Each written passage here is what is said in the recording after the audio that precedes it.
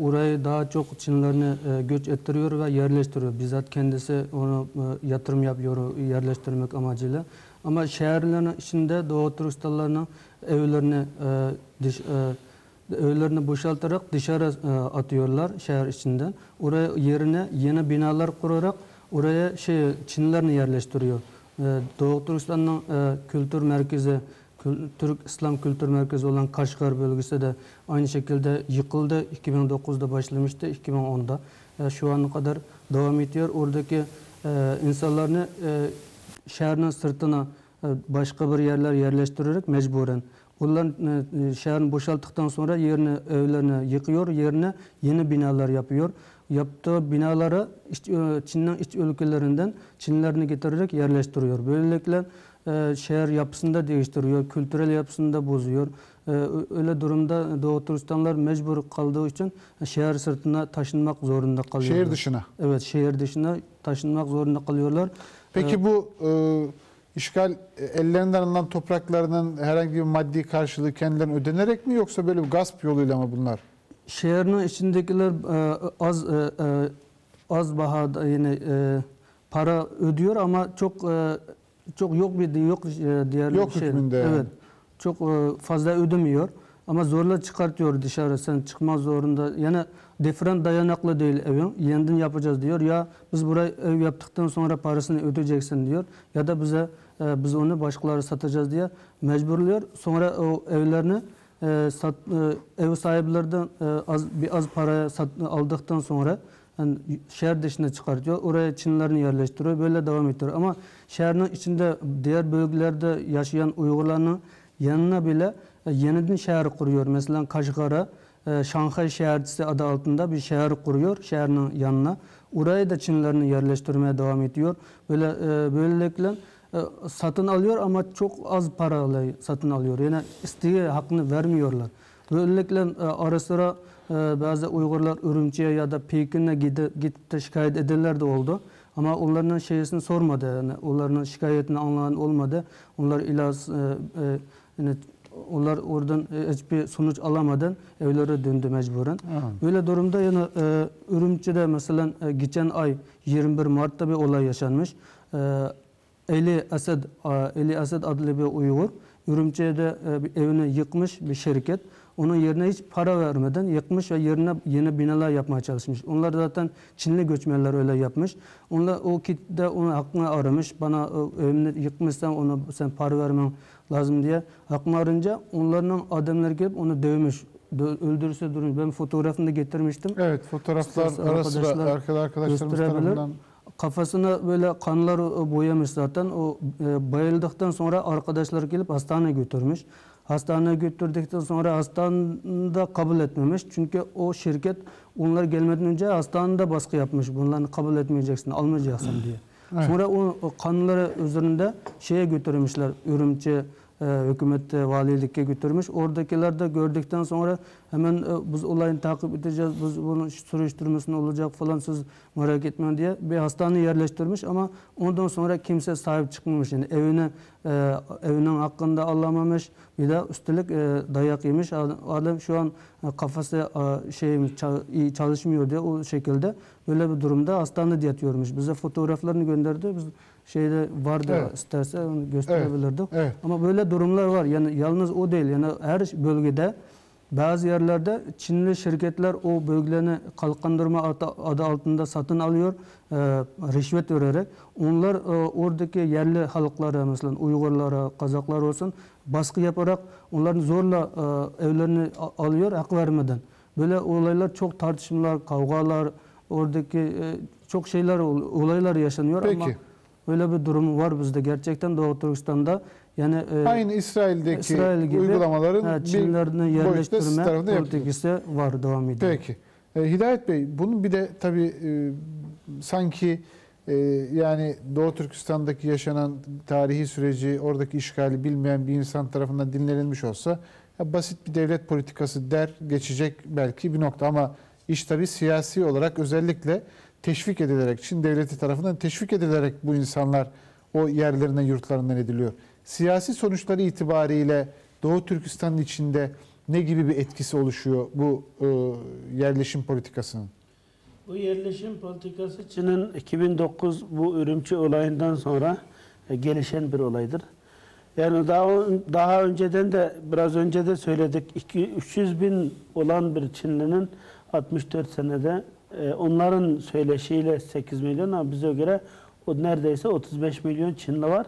Biz eğer 40 milyon biz isek eğer onlar %40 falan olursa yine de Doğu Türkistan'ın toplam nüfusu 70-80 milyon oluyor Çinlilerle beraber. Yani onlar o kadar hızlı büyüdüyse demek ki devletin bir politikası işledi. Bu doğru, nüfus doğru ki özellikle Evet. yapıldı diyorsunuz. Özellikle onlar evet. Çinlilere teşvik ettiler. Hapishanelerden çıkan bütün cinayetçileri Doğu Türkistan'a gönderdiler. Bu özellikle cinayetçileri, Katiller diyorsun. karaktersiz, ahlaksız kadınları, o bölgede toplumda sığmayan insanları, hep bu tür insanları Doğu Türkistan'a sürgün ettiler.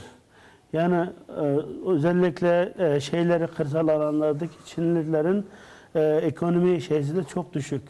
Onları teşvik ederek Doğu Türkistan'a iş imkanları sunuyor, ev bedava veriyor, bankadan şeysiz, faizsiz kredi iş falan veriyor. Onlar eğitim seviyesinin düşük olmasına rağmen Doğu Türkistanlıların üzerinde onları memur olarak atabiliyorlar. Bu şekilde. Şu an bunu Çin niye bunu yaptı? Doğu Ürümçi olayından sonra baktı ki Ürümçi şu an Doğu Türkistan'ın bir başkentidir. Doğu Türkistanlı Müslümanların başkenti olan yerde Çinlilerin sayısı %80. Uygurlar %20'dir. Oradaki hakimiyette olan itibar baktığı zaman o %20 bile değil. Yani %90 Çin var. Sadece birkaç sayılabilir kişiler. Yani onlar da kukla yönetici olarak atıyorlar. Bütün tamamıyla yöneticiler Çinlilerden teşkil eden bir başkentten bahsediyoruz. Ona rağmen baktılar ki oradaki yani Çin'in iç kesiminde olan Uygurlara yönelik yapılan bir saldırına verilen tepkinin boyutunu görerek onlar korktular. Yani bunları bir şey yapmamız lazım diye. Şimdi dünya kamuoyunda biraz değişiklik, yönetim değişikliği yapıldı, adamları değiştirdik dedi. Ama dedi ki burada bir tamamen demografi çalışma yapmamız lazım diye. Ondan dolayı kalkındırma projesi adı altında 140 milyarlık çok büyük bir parayı attılar. Doğu Türkistan'ı kalkındıracağız adı altında. Bunun esası dediği gibi şehirciler kuruyor şehrin yanında. Bir de Çinli nüfusu. evet, bir Kaşgar'sa yerine küçük şehir ve Kaşgar'ın içinde de insanların eski o kültürel her şeyi mahvedip Çinlileşmiş sokaklar Çince isimlerle adlandırıp bunu yapıyorlar. Yani sonunda demografisini değiştirmek istiyorlar. Şu an onların Çin Komünist Partisi'nin iç genelgelerin bazen zaman zaman dedikodu olarak ortaya yayılıyor. İnsanları zihnine yavaş yavaş sindirmek için. Evet. Şimdi bu 10 sene içerisinde Doğu Türkistan'a 200 milyon Çinlinin yerleşilmesi gerektiğini. Çünkü yer Yüz ölçümü ne kadar? Evet. 1.800.000 yani 830 milyon Türkiye'nin 1,5 katı evet, yaptı. yani 2 Türkiye gibi bir İki şeydir. Türkiye gibi. Bir telefon bağlantımız daha varmış. Evet arkadaşlar, bir telefon bağlantımız daha. Evet, yani iki Türkiye gibi. Aziz Kan, Bitlis. Aziz Bey buyurun. Alo, Buyurun efendim. iyi akşamlar. İyi akşamlar Aziz Bey, buyurun. Hocam iyi akşamlar. Televizyonunuzun sesini biraz kısar mısınız? Hocam ben bu Müslümanlarla ilgili bu vatandaşlarımız şu anda mağdur durumdalar. Peki bunlar dünyanın sesini duyuramıyorlar mı acaba? Neden Müslümanlar buna böyle göz yumuyorlar acaba bu haksızlığa? Peki, teşekkür ediyoruz Aziz Bey, sağ olun. Bir de ben istiyorum ki değil bu sadece bunlar değil. Bütün Müslümanlar bize hepimiz eğer bir olsa birbirimizin peşimizi bırakıp da güçlensek de bu Batı insanlar bize bu zulmüne karşı diri olsak daha iyi değil mi acaba? Tabii daha doğru. Tabii ben bunu bir de rica ediyorum, bunu öyle güzel bir şekilde herkes bunu bilmeli. Yani bu Müslümanlar bu şekilde bu zulmün altında kalkması lazım değil. Türkiye olsun, hangi Müslüman ülke olursa olsun, nerede olursa olsun. Yani birbirimizi peşimizi bırakalım da bu medeniyetler arası bu insanları böyle bu zulmünden kurtulmamız gerekiyor. Aziz Bey çok Ben teşekkür bunu ediyoruz. Ben bunu tekrar her kanalda yayınlanmasını istiyorum. Evet, rica ediyorum. Hadi iyi akşamlar hocam. Teşekkür ediyoruz Aziz Bey, sağ olun. Yani Aziz Kan Bey Bitlis'ten arıyor. Tabii problem böyle net ortaya konulduğunda Doğu Türkistan'ın o hem değerli akademisyen ağabeyimizin ifade ettiği hem sizin burada ifade ettiklerinizle örtüşüyor. Bir ortak bir algı var Doğu Türkistan'la alakalı ama derinlemesine bir Doğu Türkistan meselesini böyle idrak edip ona göre bir hareket belirleyemiyoruz. İşte oradaki Aziz Bey'in de o feryadı onu gösteriyor. Bütün Müslümanlar niçin seslerini duyuramıyorlar diyor. İşte bu tür programlar bu sesin daha iyi duyurulmasını sağlayacak inşallah. Buyurun. İnşallah. Yani bu Çin'in esas amacı bu, yani o olaydan sonra bu hamlesi onun içinde Doğu Türkistan'ı tamamıyla demografisini değiştirerek Doğu Türkistanlıları zaten azınlık, yani sinsice azınlık duruma getirmiş. Bakın yani %46 düşünebilir misiniz? Yani bir Doğu Türkistan onların işgal beraber yüzlerce sene beraber yaşasaydık da o öyle çoğalmış desek. Yani gizlice sinsice oraya yerleştirip bir bakıyorsunuz sizinle aynı şeye gelmiş. Şu an ondan sonra daha 10 sene düşünün ne olacak? 200 milyon geldikten sonra Doğu Türkistanlılar zaten hiçbir yerde kalmayacak. Çin zaten Mançurları bitirdi. Doğu Türkistan'da, yani şimdi Çin'de kaç asır Çin'i yöneten Mançurlar şu an yok. Nereye gitti? Ölmedi. Onlar var. Nesli kan var. Artık onlar yok. Mançur diye dil kalmadı. Medeniyeti, dini hiçbir şey kalmadı ki bitirdi. Şimdi İç Moğolistan diyor. Orada da Moğollar var. Moğol değiller. Çinliler şu an. Değiştirdi. Yani bu şekilde bir sinsi bir çalışması var. Doğu Türkistan'ın şu an iki hamlesi var. Bu azınlık hale getirip burayı yavaş yavaş Çinleştirip ileride bir sıkıntı yaşandığında zaten devlet buna müdahale etmeksizin Çinli halkın eliyle bize ezip bitirmek bir planı var. Ürümçi'de bunu yaşadık, gördük. 3-4 bin kişimiz şehit oldu. Hala 10 binler kaybolanlar hala kayıp. Yani bu yaşanacak. Bir de Doğu Türkistan'da şu an yeni bir hamlesi var. Aniden şimdi kullanmaya başladılar alıştırmak için. Doğu Türkistan'da 56 millet yaşıyor diyor. Çin'in genelinde 56 millet olarak sayıyordu. Onun içinde zaten 5-10'u bizleriz. Türkiye Müslüman kardeş milletleri ayrı ayrı millet olarak sayarak Özbek, Tatar, Uygur falan diyerek onları da 10 millet yapıp 56 millet diyordu. Doğu Türkistan'da 2 millet var. Bir Çinliler var, bir Doğu Türkistanlılar var. Çinliler de işgalci.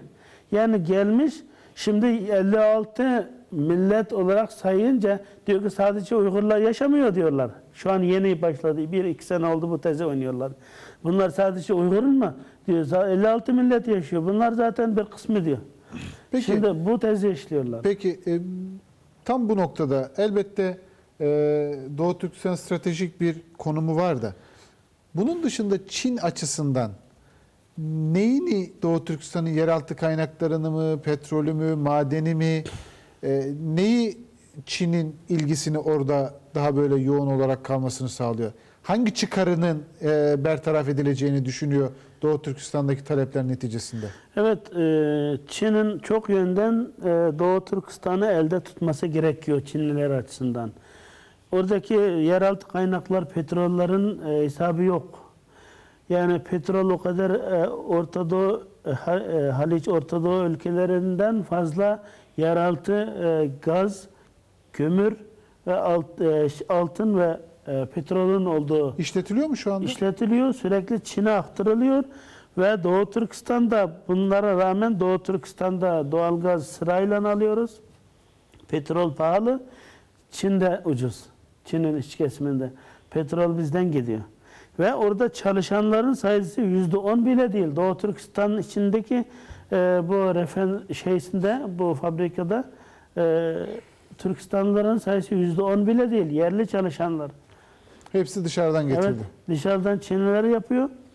Yani bu bir onların çok önemli baktı. İkincisi, Doğu Türkistan coğrafik açıdan yani 9 ülkeye sınırdır. Yani böyle Rusya, Kazakistan, Kırgızistan, Tacikistan falan, Hindistan hepsi bakıldığında. Yani bu anlamda da Çin'e ticari açıdan İpek yolunun batıya açılan yolu, ya zaten karayolu bizden geçiyor. Yani Doğu Türkistan orayı kapattığı zaman Çin kapandı, batıya çıkamaz, oradan yolu kesilmiş oluyor.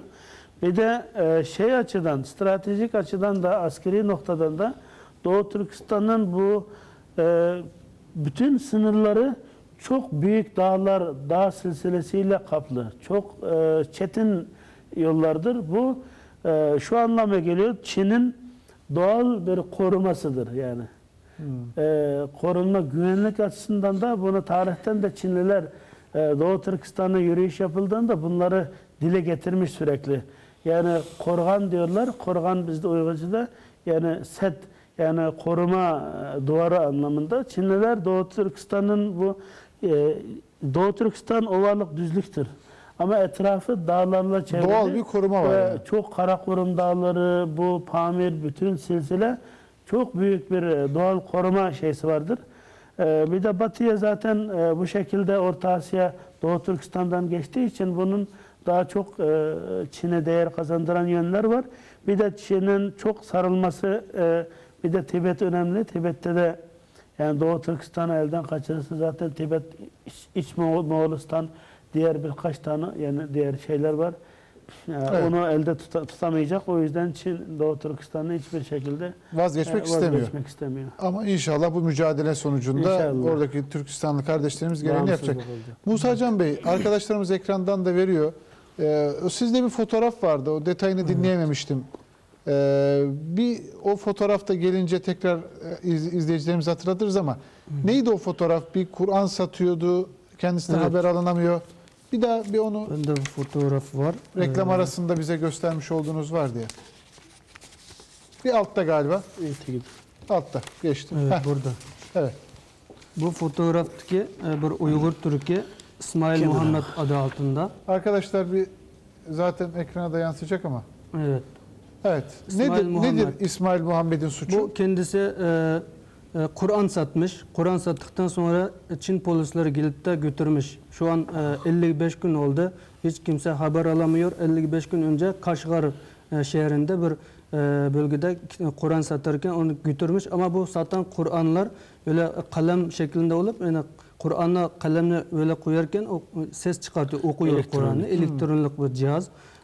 O cihazını Çinliler kendisi yapmış bir cihazdır. Yani satmak için. İşte ülkeden getirmiş. Burada Müslümanlara satmaya çalışırken sen burada yasak bölgede Kur'an sattın diye gözaltına almış. Şu an 55 günden beri hiç kimse haber alamıyor. Yani dışarıya serbest bırakmıyor. Ailesi birkaç kere şeye gitmiş polis merkezine ama onlar da görüştürmemiş. Şimdi akıbette de ne olduğunu kimse bilmiyor. Böyle durumlar Doğu Türkistan'da çok gerçekleşiyor. Her yerde yani dini baskılar, yani camilerde bile büyükler namaz kılıyor da ama çocuklarına girmesi yasak. 18 yaşından küçüklerine ki şu anda 18 yaşından küçükler camilere giremez mi? Yasak yani. Öğrencilerinin de okula girmesi yasak, camiye girmesi yasak. Çünkü Doğu Türkistan'da Çinliler gerçi Çin'in anayasasında din özgürlüğü diye bir yasa olsa bile herkese kendi inanç özgürlüğe sahiptir diye bir yasa olmasına Şu İsmail Bey şu değil mi ekranda yansıyan şu anda? O değil. Yok o değil. O değil. Ve arkadaşlar buradaki görüntünü de tarif edebilirim. Buradakiler yani şeye geliyor, dükkana geliyor, onların cep telefonlarını kontrol ediyor. Cep telefonda böyle Kur'an var mı ya da onun gibi İslami kitaplar var mı ya da görüntüler var mı bizden yasak olduğumuz, Doğu Türkistan bayrağı var mı ya da onun gibi yasaklanan şeyler var mı diye o elindeki cep telefonuna aniden baskın yapıyor, telefonunu çıkar diye. Peki Hidayet Bey O Nedir telefonu- bu? Siz Bundan yola çıkarak bir şey hatırlatmak istiyorum. Bu geçen Mart ayının sonlarında evet. Kaşgar'da 20 gencimizi mahkemeye çıkardılar. Oradan başta muhabbet olmak üzere 10 senelik, 20 senelik hapis verdiler 20 gencimize. Neden? Bunların suçu terörizmi teşvik etmekti. Aslında bunlar bu resimdeki göründüğü şeylerdir. Doğu Türkistan'da şimdi camiler, minberlerde din anlatılmadığı için olur mu bir Doğu Türkistan 35-40 milyon insan dinini, Kur'an'ını nasıl öğrendi, nasıl öğretecek, bunu İslam dünyası sorması lazım. Bunu insanlar kendileri yapıyor. Bu gençlerimiz bazı genç tebliğ sunan dini nasihat ve dini bilgiler içeren bazı CD'leri dağıtmışlar ve internet aracılığıyla onun içinde herhangi bir siyasi şeylerin olması mümkün değil. Çin onu o an kapatıyor. İnternet sayfalarında siret ve dini temel bilgileri internet sayfalarında koydukları için bunları terör adı altından şey yaparak onları 20 sene muhabbet ve hatta 10-15 sene olarak çeşitli şeylerle 20 gencimizi hapsettiler. Bu görüntü onların biridir. Evet. Yani sürekli evleri arıyorlar şu an. Evleri arayıp orada Kur'an var mı, tefsir var mı, dini kitaplar var mı? Dükkanlara girip bunun gibi yani telefonculara özellikle insanlar Kur'an dinlemek istiyor. Bunlar Kur'an yükleyip veriyor insanlara. Bunu kontrol ediyor. Bazen bunlara götürdükten sonra bunlara yargı falan hiçbir şey yok. Zaten dini inanç özgürlüğü anayasasında sözde olsa da var ama bunu bu şekilde uygulamıyorlar ve Evet. onu döverek öldürüyorlar. Evet, ekranda Ya da bu- çıktı İsmail Bey. Evet Musa Bey buyurun. Evet, şimdi Doğu Türkistan'da dini baskı daha artıyor, eskisinden daha çok. Çünkü Doğu Türkistan'da Çin anladı ki yani şimdi bize bütün tehlike İslam'dan geliyor diye o düşüncede onu Doğu Türkistan'daki Müslümanlara baskı yapıyor. Bunun bir tanesi yani şimdi camilerin kapıyı asıyoruz. Yani geçen sene de yansımıştı. Bizde de görüntü var arkadaşlar gösterse. Şey var yani yasak diye 18 yaşından küçükler cami girilmez. Memurlar girilmez, bayanlar girilmez ve de Komünist Partisi'ne üye olanlar girilmez diye yazı yazıyor. Bir de kapıda bize bu bölgeden gelen arkadaşlar yeniden anlattı. Bu camide imam olan bir arkadaş. Diyor ki yani kapı önünde şu kapının caminin etrafında okul varsa okuldan bir kişi her gün görev yapıyor orada. Öğrencilerine girmesin diye, öğrencilerini engellemek için okuldan ayarlanmış öğlerini. İmama sormuş ki eğer buraya yabancı bir kişi gelirse, sen tanımadık bir insan namaz kılmaya gelirse ona bize ihbar vereceksin diye onları mecburluyormuş. Ondan sonra orada her haftada cami hutbelerde okunacak şeylerinde kendisi belirliyormuş. Bir arada komünist propagandasını yapma amacıyla da imamlara zorluk yapıyor. Sen şöyle diyeceksen, böyle diyeceksen diye. Mesela öyle olaylar çıktığı zaman o olaylarını caminin imamlara mecburluyor. Bunlar terörist diyeceksen diye caminin içinde öyle şey yapıyor, baskı yapıyor imamlara. Öyle durumlar da var. Bir de yani şimdi yeniden çıkıyor. Daha eskiden Komünist Parti bayrağını, Çin bayrağını caminin üstüne asıyordu eskiden. Yani şimdi caminin içinden mihrapның üstüne öyle yerleştirmiş. Bize görüntüler, fotoğraflar geldi bize. Öyle durumlar var biz Doğu Türkistan'da şimdi. Yani şimdi Çin orada İslam yok etmek, Müslümanlarını yok etmek, ateist yapmak, Müslümanlarını dinden çıkartırıp ateist yapmak, komünist yapmak amacıyla elinden ne gelse gücünün varınca onu yapıyorlar. Peki. Musa Bey teşekkür ediyorum. Programımızın sonuna geldik. Hidayet Bey ile programı bitireceğim. Son bir toparlayıcı beklentileriniz, Türkiye kamuoyundan beklentileriniz birkaç cümleyle, vaktim de sınırlı, birkaç cümleyle nasıl bundan sonraki süreçte Türk halkından, Türk milletinden beklediğiniz nedir?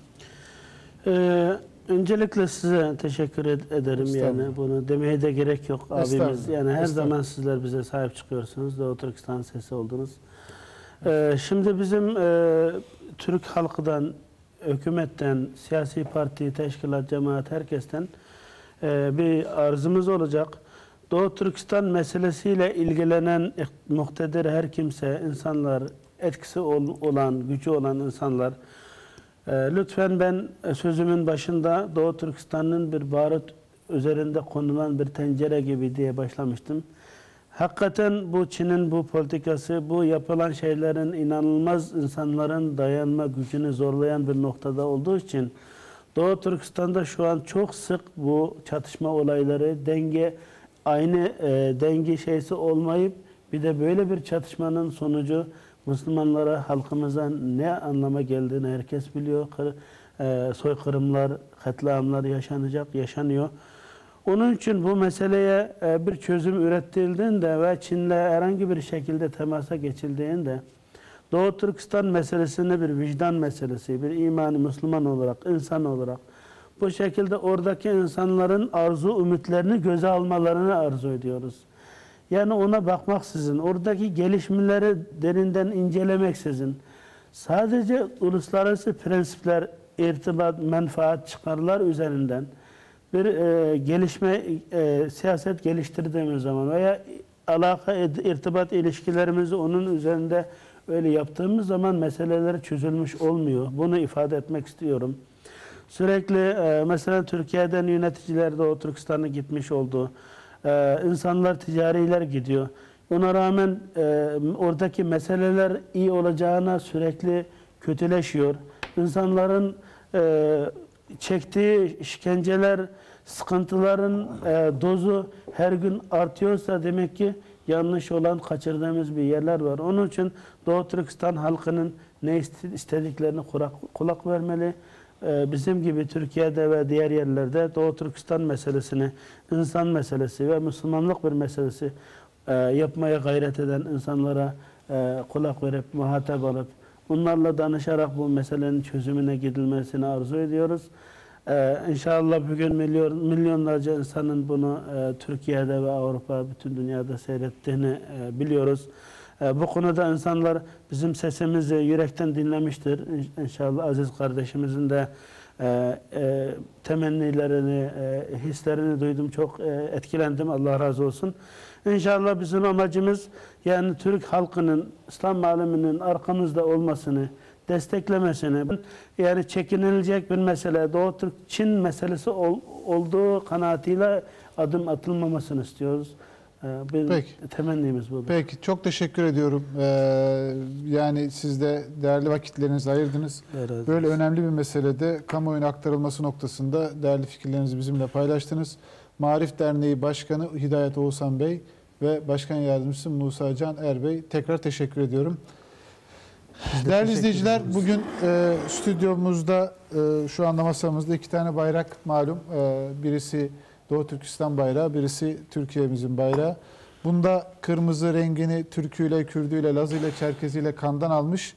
Bu da gök mavisi ve iki tane bayrağı, iki tane yıldız ve hilali biz burada buluşturduk. Ki bu aslında tarihi birlikteliği, tarihi hinterlandımızın ne kadar geniş olduğunun en önemli delili, ispatı olarak buraya koyduk.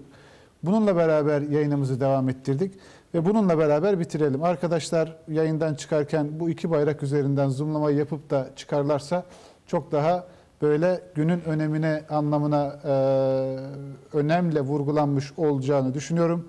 Doğu Türkistan'da ve dünyanın dört bir tarafında zulüm altında inleyen Müslümanların bir an önce bu içinde bulundukları durumdan kurtulmaları ümidiyle, duasıyla gecenin bu geç vaktine kadar bizimle beraber olduğunuz için teşekkür ediyorum. Hayırlı geceler diliyorum.